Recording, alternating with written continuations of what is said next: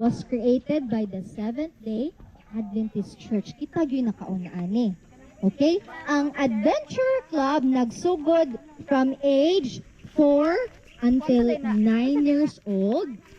Ang Pathfinder Club 10 until 15 years old. Ug ang Master Guide ang pataas hangtod adult. Okay, minagod.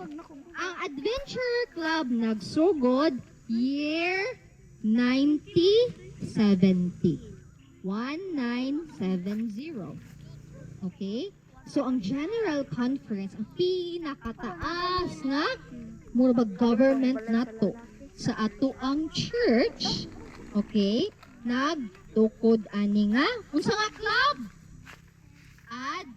Adventurer Club. Okay. Pa man ta katukod og official mo nang karon, sabto na mo para makatukod